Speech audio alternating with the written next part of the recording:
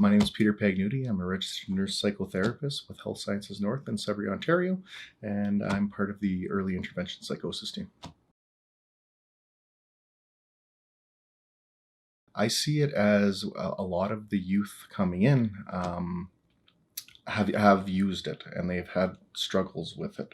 I think there's also other substances that are playing a huge role in psychosis, but I do realize that cannabis, especially the THC levels, are really contributing, because that's the psychoactive component that's causing individuals to think a little bit more outside of the box and kind of like Alice in Wonderland, going down that rabbit hole and looking into things, especially on the internet. And there's tons of information on the internet, and it's not always totally accurate. Yeah. So I usually like to know, and unfortunately, sometimes people aren't as honest as they could be about their usage. But I like to know how much they're using, how often they're, is it a daily occurrence? How much time are they spending during the day being high versus doing activities that will promote health and wellness for the long term?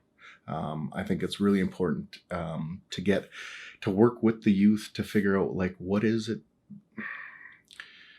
they want 5 to 10 years from now, because cannabis is one of these things that it's a quick relaxation technique, right? Because there's a lot of stressors involved in being a youth, and like they were talking, like some of the other people were mentioning, that there's bullying and there's lots of stressors of appearances, and even with our own negative thinking patterns about ourselves and our negative self-talk, that's really challenging to deal with. And a lot of people, and like, to be totally honest, I was a teenager once before, and I know how it can, if you use cannabis, it kind of shuts your brain off temporarily. But what we know through the studies is that this it in the short term it can alleviate anxiety, but over long-term continuous use, it actually increases the anxiety, right? And there's like a switch in your brain that turns on that fight or flight mechanism. That's a primitive function within our brain that heightens your fear and heightens your senses, right? And what we know from psychosis is that whenever you're dealing with something that's heightening your brain chemistry, like especially the dopamine levels, it affects your senses, right? So everything tastes better, everything looks better, everything feels better, and sounds better, right? And then often people will, our brain will play tricks on us, and we'll hear little sounds, and then if you're in a heightened state, you'll follow those things, and that's where the illness creeps in. And as a mental health professional, I think we're skilled and trained to communicate with our youth. And I think it's really important to work with your healthcare professionals. We do have a lot of experience in these in this new realm. We're all human beings. We've all had our faults. We've all had our own experiences. And a lot of us are trained in certain therapies, like such as cognitive behavioral therapy, acceptance commitment therapy, compassion-focused therapy, all these wonderful models of care that are out there that can help the individual come to terms with what happened with their events, right? I think of psychosis, just from this conference, I've kind of changed my language. Everybody says that, psychosis is, delusional thinking and hallucinations, and it's a misperception. And I think a lot of the times it boils down to there's an emotional crisis that the person is having to deal with, which leads to those symptoms of delusional thinking and psychotic behaviors of hearing voices or seeing visions and things like that. So, and then culture is another huge thing, right? Certain cultures will believe that that's a gift. I'm thinking of the Aboriginal cultures, and I've had the benefit of speaking with some elders and talking about delusions and things like that with the elders, and they mentioned that they do see them as gifts, and even in lot of the new research, it's like a lot of the people, if you can foster people's recovery, a lot of the people that have had psychosis in certain cultures, they're the shamans. They're the ones that have that. Um, it's like they're listening to the positive voices in our head, right? I think of um, the old saying, there's two wolves in our brains. Which one survives? Well, it's the one you feed, right? We have a good wolf and a bad wolf. So it's yeah, I think that's one of those things that's really important, that you work with your clinician to help strengthen that good wolf, I guess, that's within every one of us.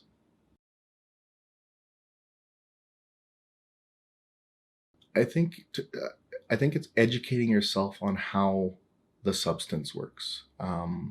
Obviously, we shouldn't be encouraging our youth to use it.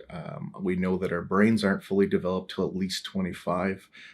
It's kind of unfortunate that the legalization is 19, so our brains still aren't really formed to the maximum potential till that point. But I think even if it does happen, if there is a psychosis, it will. Our brains are plastic. We can still relearn those skills.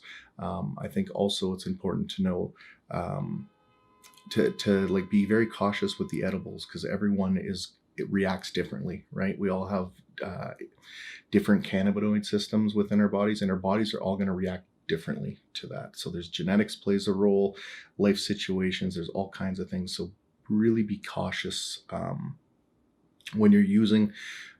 Make sure that you're with friends that are caring and will take care of you. If your body Listen to your body. If you're starting to think a little differently, or things like that, maybe don't use as often. I think it's I'm a firm believer of, staying in school, living a healthy lifestyle. Exercise is so important. We don't get enough of it because of this digital age. Even myself, as a health professional, I spend most of my time sitting in an office chair, working on a desk, conversing with youth and individuals. But I like make those little decisions to like park further, walk to your work, go to school on a regular basis. You utilize your teachers who are good mentors, even if you don't necessarily see eye to eye with them. Learn the knowledge that they're giving you. Learn as much as you can, because I think the more you can do, the more you will be able to do in the future. And it's learning how to manage those stressful events that happen in our lives that will help you grow as a person, right? Because there's a lot of beautiful things out there in life, and I like to before this, like when the psychosis happens, where do you want to be in 5 to 10 years, and how can we start working on those goals? Just because the psychosis happened, I think it's, the stats are out there where it's 3% of the population. I tend to believe it's a little bit higher, but people are not speaking about it because there's so much stigma involved in mental health and whatever jargon you want to put to it. I think we're emotional. We're human beings on it. There's that saying that we're human beings on a spiritual journey. I think we're human beings on an emotional journey as well as spiritual.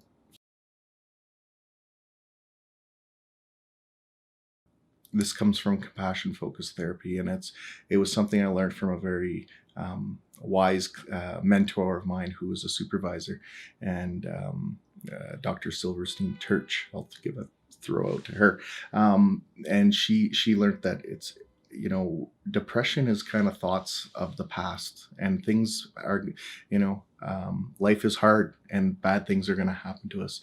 So depression is thoughts of the past, and anxiety is fears of the future, right? And when you think, it's like, well, what's going to happen? What is going to, how am I going to do in this talk, or how am I going to do in this interview, or whatever it is? We all have anxieties because we're human beings. But if we have one foot in the past and one foot in the future of depression, anxiety, we end up pissing on the present. So that's where things like mindfulness and being present in the moment, and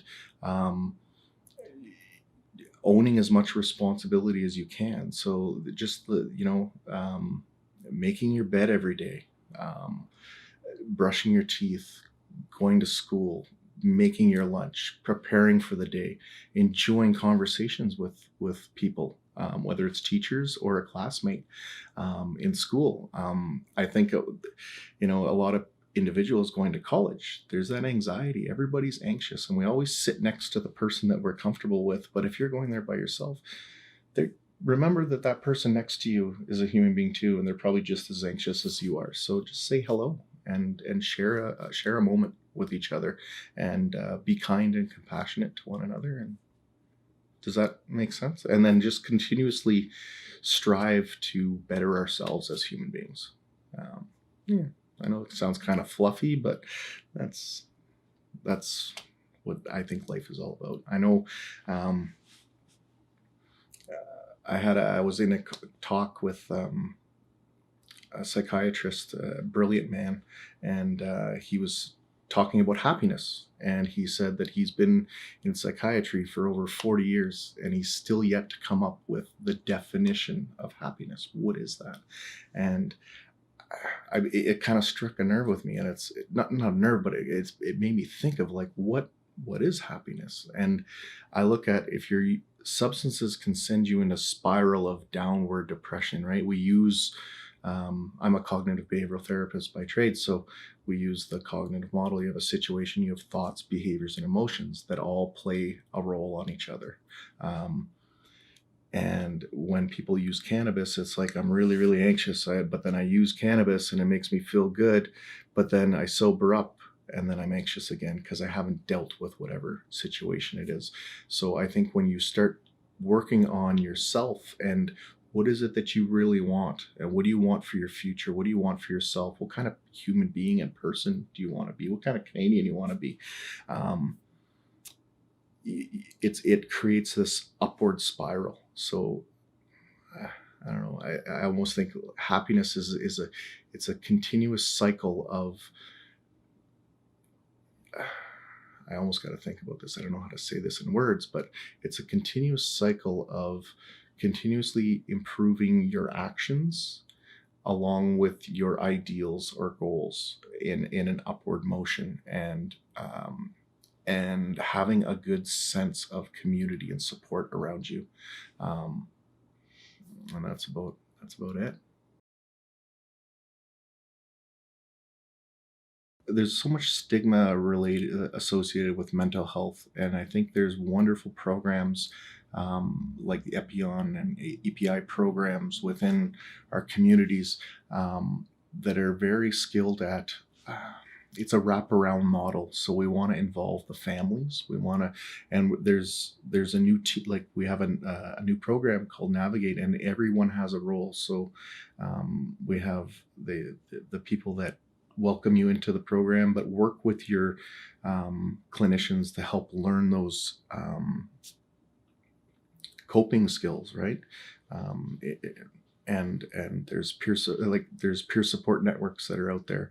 Work with your clinicians, with your nurses and your psychiatrists to get the right medicines that are going to help improve the brain chemistry, right? Because what happens a lot with psychosis is there could be